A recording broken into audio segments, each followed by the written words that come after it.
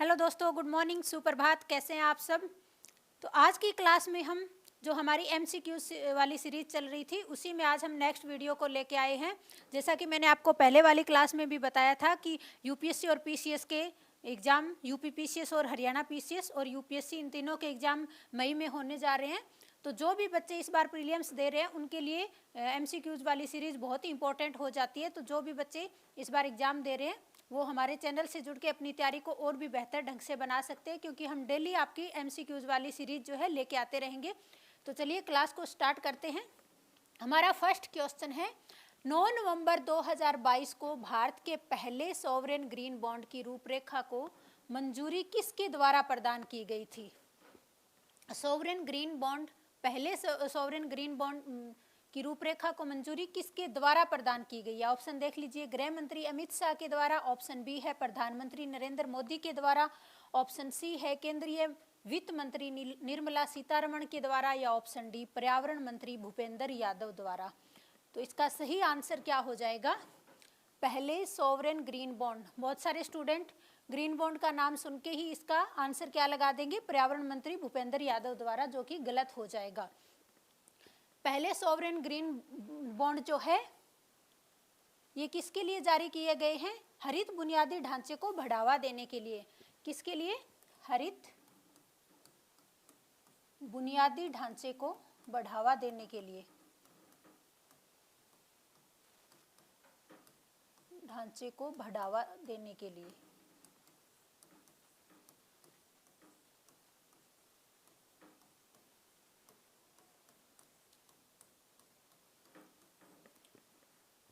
और इसको मंजूरी किसके द्वारा दी गई है, तो ये दी गई है केंद्रीय वित्त मंत्री निर्मला सीतारमण के द्वारा। किसके द्वारा, केंद्रीय वित्त मंत्री निर्मला सीतारमण के द्वारा 9 नवंबर 2022 को भारत के पहले सॉवरेन ग्रीन बॉन्ड की रूपरेखा को मंजूरी प्रदान की गई थी।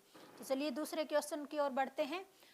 सेकंड हमारा क्वेश्चन है, भारतीय संविधान के किस अनुच्छेद में केंद्र शासित प्रदेशों के उच्च न्यायालय का प्रावधान है। केंद्र शासित प्रदेश के लिए उच्च न्यायालय का प्रावधान किस अनुच्छेद में है। ऑप्शन देख लीजिए, ऑप्शन ए है अनुच्छेद 240, ऑप्शन बी है अनुच्छेद 241, ऑप्शन सी है अनुच्छेद 242 या अनुच्छेद 239। टोटल कितने केंद्र शासित प्रदेश हैं, तो टोटल केंद्र शासित प्रदेश है 8। पहले केंद्र शासित प्रदेशों की संख्या 7 थी, लेकिन उसके बाद जम्मू कश्मीर और लद्दाख की केंद्र शासित प्रदेश बनने के बाद इनकी संख्या 9 हो गई थी। लेकिन उसके बाद दमन द्वीप और दादरा नगर हवेली को मर्ज कर दिया गया, तो इससे अभी कितनी है केंद्र शासित प्रदेशों की संख्या, तो वो हो जाएगी 8। क्वेश्चन हमसे पूछा गया कि किस अनुच्छेद में केंद्र शासित प्रदेशों के लिए उच्च न्यायालय का प्रावधान है। तो भारत में दिल्ली ऐसा केंद्र शासित प्रदेश है जिसका अपना उच्च न्यायालय है। केंद्र शासित प्रदेश की अगर हम बात करें तो केवल दिल्ली ही ऐसा केंद्र शासित प्रदेश है जिसका अपना उच्च न्यायालय है। और टोटल कितने केंद्र शासित टोटल कितने उच्च न्यायालय हैं, तो 25 इनकी संख्या है। कितने उच्च न्यायालय हो जाएंगे, 25।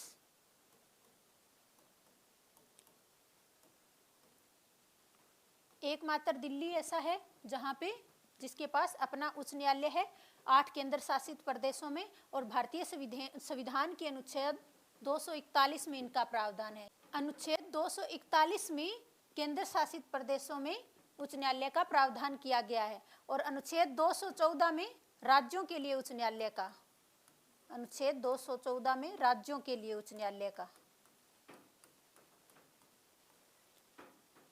नेक्स्ट क्वेश्चन हम देख लेते हैं, भारत में नीति आयोग की स्थापना जनवरी 2015 में कैसे की गई थी। 2015 में जब नीति आयोग की स्थापना की गई थी उससे पहले इसके स्थान पे कौन सा आयोग था, योजना आयोग। योजना आयोग जिसकी स्थापना हुई थी 1950 में। कब हुई थी, 1950 में। योजना आयोग के द्वारा पंचवर्षीय योजनाओं को लागू किया जाता था। और जब 12वीं पंचवर्षीय योजना चल रही थी 2015 में, उसी टाइम क्या किया गया था, नीति आयोग की स्थापना की गई थी। किसके द्वारा की गई थी, ऑप्शन देख लेते हैं, राष्ट्रपति के द्वारा जारी अध्यादेश से, ऑप्शन बी है संसद के एक अधिनियम से, ऑप्शन सी है संघीय मंत्री परिषद द्वारा पारित एक विशिष्ट प्रस्ताव से, ऑप्शन डी है उपरोक्त में से कोई नहीं। कौन सा इसका सही आंसर हो जाएगा, बताइए शाबाश।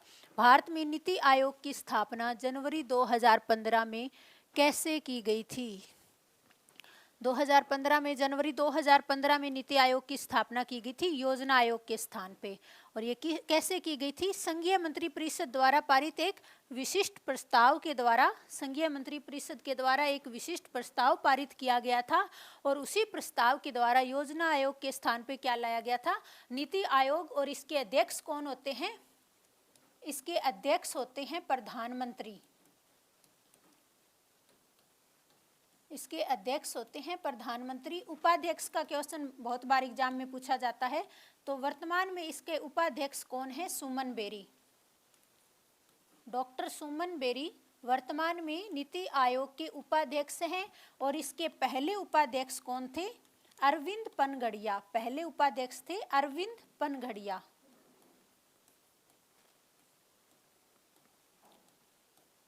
उसके बाद दूसरे नंबर के उपाध्यक्ष राजीव कुमार थे और तीसरे और वर्तमान के जो उपाध्यक्ष हैं वो हैं डॉक्टर सुमन बेरी। तो ये तीनों आपको अच्छे से याद रखना है। प्रधानमंत्री इसके अध्यक्ष होते हैं, उपाध्यक्ष वर्तमान में डॉक्टर सुमन बेरी है, पहले उपाध्यक्ष अरविंद पनगड़िया थे और दूसरे नंबर के राजीव कुमार थे, जिनका स्थान अभी किसने लिया है? सुमन बेरी ने। चलिए नेक्स्ट क्वेश्चन देख लेते हैं। भारतीय अर्थव्यवस्था किस प्रकार की अर्थव्यवस्था है? भारतीय अर्थव्यवस्था किस प्रकार की अर्थव्यवस्था है? ऑप्शन देख लीजिए। मिश्रित अर्थव्यवस्था है, ऑप्शन बी है समाजवादी अर्थव्यवस्था है, ऑप्शन सी है पूंजीवादी अर्थव्यवस्था है, या ऑप्शन डी गांधीवादी समाजवादी अर्थव्यवस्था है। ऐसी अर्थव्यवस्था जिसमें उत्पादन के साधनों पर किसका अधिकार होता है? राज्य का, उसे हम क्या कहेंगे? समाजवादी अर्थव्यवस्था। और जिसमें जो उत्पादन के साधन है उस पे निजी स्वामित्व, जहां पे उत्पादन के साधनों पे निजी स्वामित्व होता है उसे हम क्या कहेंगे? पूंजीवादी। भारत में किस प्रकार की अर्थव्यवस्था है? तो भारत में मिश्रित अर्थव्यवस्था है। ऑप्शन नंबर ए इसका सही आंसर हो जाएगा। समाजवादी अर्थव्यवस्था ऐसी अर्थव्यवस्था जिसमें उत्पादन के साधनों पे किसका अधिकार होता है? राज्य का, जैसे कि रूस। लेकिन रूस में भी अब पूर्णतः हम समाजवादी अर्थव्यवस्था नहीं कह सकते, वहाँ पे भी बहुत मामलों में पूंजीवाद की शुरुआत हो चुकी है। समाजवादी अर्थव्यवस्था का सबसे अच्छा उदाहरण था सोवियत संघ, जिसे वर्तमान में हम रूस कहते हैं। 1991 के विघटन के बाद पूंजीवादी अर्थव्यवस्था का उदाहरण देखें तो हम अमेरिका का उदाहरण ले सकते हैं। और मिश्रित अर्थव्यवस्था भारत की अर्थव्यवस्था। भारत की अर्थव्यवस्था किस प्रकार की अर्थव्यवस्था है? तो मिश्रित अर्थव्यवस्था। ये क्वेश्चन बहुत बार एग्जाम में पूछा गया है। क्वेश्चन नंबर 5 है, भारतीय लघु उद्योग विकास बैंक का मुख्यालय कहाँ स्थित है? भारतीय लघु उद्योग विकास बैंक का मुख्यालय कहाँ स्थित है? ऑप्शन देख लीजिए। ऑप्शन ए है गाजियाबाद में, ऑप्शन बी है लखनऊ में, ऑप्शन सी है नई दिल्ली में, या ऑप्शन डी मुंबई में। बहुत सारे बच्चे इस क्वेश्चन का आंसर इसलिए गलत कर देते हैं क्योंकि ज़्यादातर बैंकों का मुख्यालय उन्होंने कहाँ पढ़ा होता है? मुंबई में, इसलिए वो इसका आंसर क्या लगा देते हैं? मुंबई। लेकिन इसका सही आंसर क्या होगा? भारतीय लघु उद्योग विकास बैंक का मुख्यालय कहाँ पे है? लखनऊ में। ऑप्शन नंबर बी इसका सही आंसर हो जाएगा। भारतीय लघु उद्योग विकास बैंक का मुख्यालय लखनऊ में है। नेक्स्ट क्वेश्चन हमारा है, मौद्रिक नीति क्या है? किसके द्वारा लागू की जाती है मौद्रिक नीति? आरबीआई के द्वारा। हर 2 महीने के बाद इसे लागू किया जाता है। और वर्ष में कितनी बार हो गया? तो वर्ष में इसे 6 बार लागू किया जाता है। किसके द्वारा? आरबीआई के द्वारा। क्या है मौद्रिक नीति? ऑप्शन देख लीजिए। राजकोषीय नीति के विपरीत नीति है, ऑप्शन बी है राजकोषीय नीति का पूरक है, ऑप्शन सी है मंदी के दौरान अधिक प्रभावी नीति है, ऑप्शन डी है प्रभावी मांग को नियंत्रित करने हेतु प्रत्यक्ष उपाय है। मौद्रिक नीति क्या है? ऑप्शन देख के सही आंसर देंगे आप। मौद्रिक नीति क्या है? तो इसका सही आंसर हो जाएगा ऑप्शन नंबर डी, यानी प्रभावी मांग को नियंत्रित करने हेतु प्रत्यक्ष उपाय है। मुद्रा की आपूर्ति को नियंत्रित रखने का काम कौन करती है? मौद्रिक नीति। प्रभावी जो मांग है उसको नियंत्रित करने हेतु प्रत्यक्ष उपाय है। ऑप्शन नंबर डी इसका सही आंसर हो जाएगा। नेक्स्ट क्वेश्चन देख लीजिए, मुद्रास्फीति अर्थव्यवस्था के निम्नलिखित वर्ग हेतु लाभकारी है।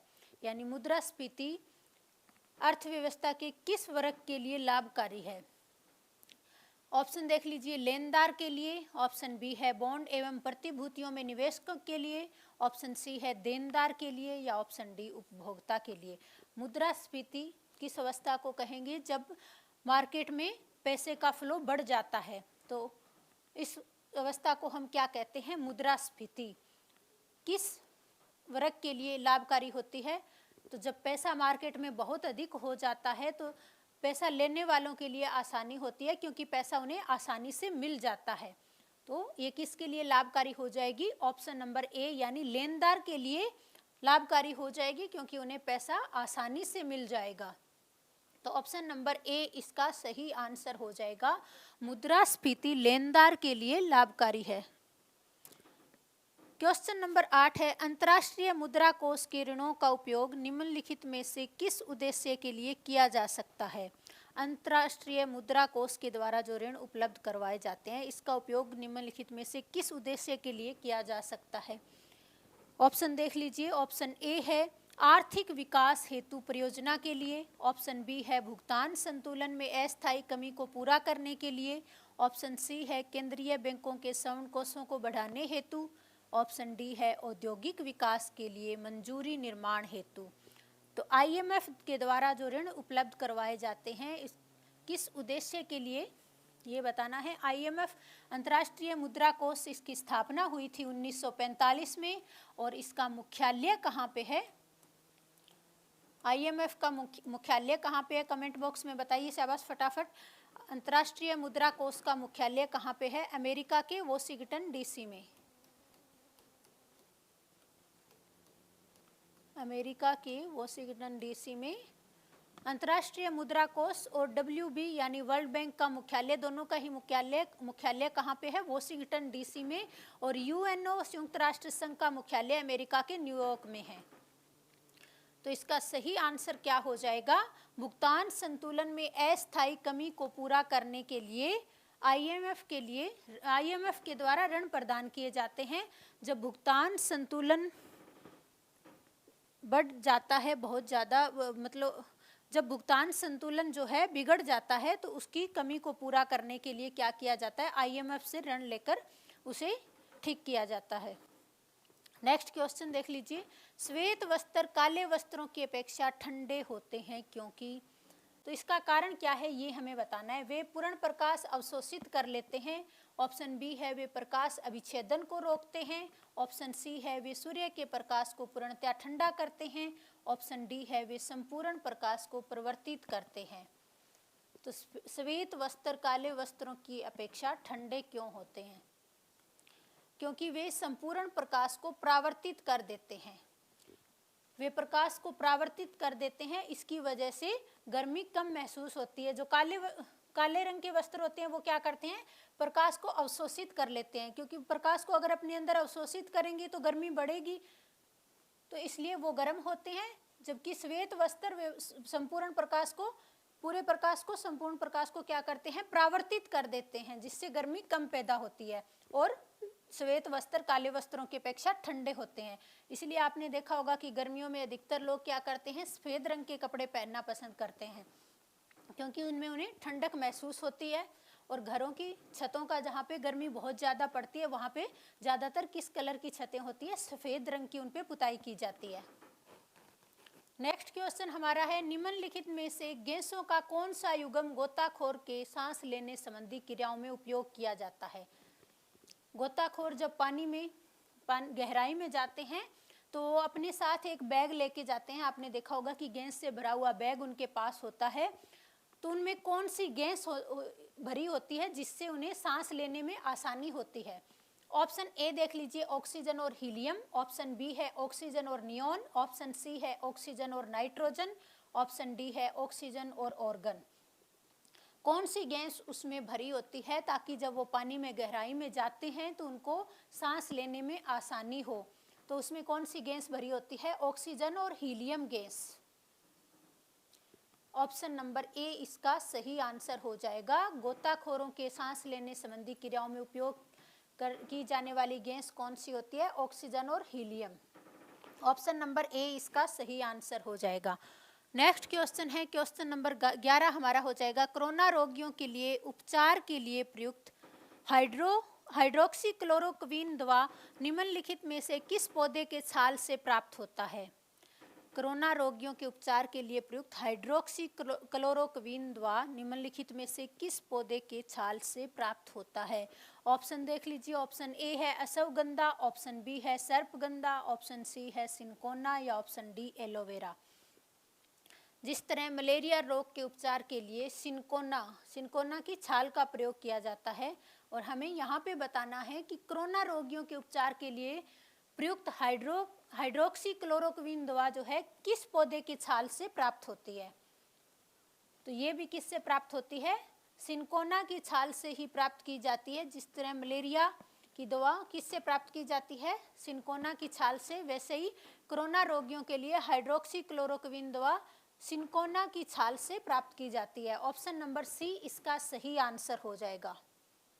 नेक्स्ट क्वेश्चन है, निम्नलिखित में से कौन सा सही सुमेलित नहीं है? आप इस चीज को अच्छे से ध्यान रखेंगे, कौन सा सही है, कौन सा गलत है, सत्य है, असत्य है, सही है, नहीं है।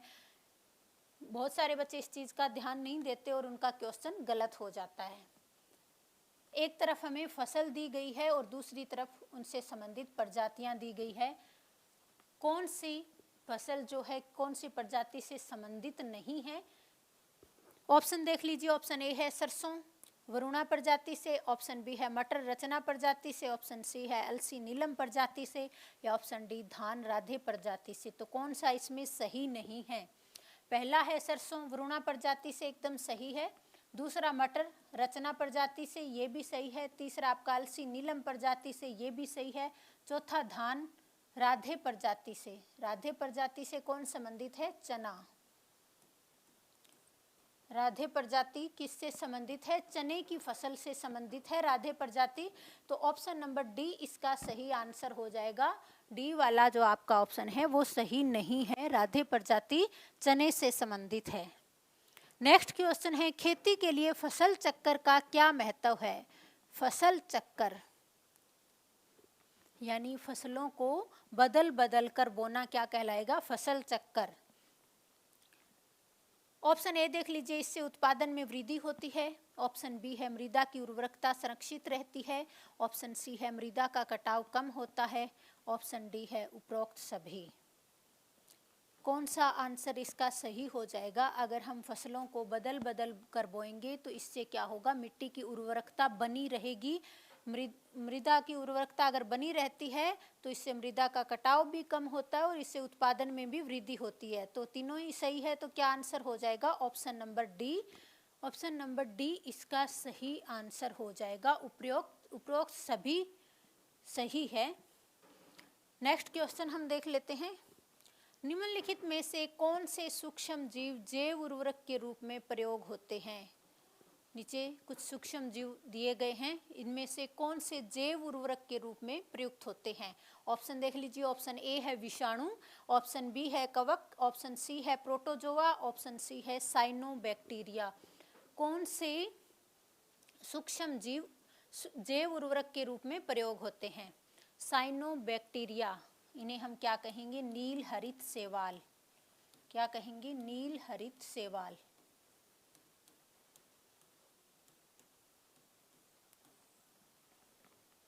ये किस में प्रयुक्त होते हैं? जैव उर्वरक के रूप में।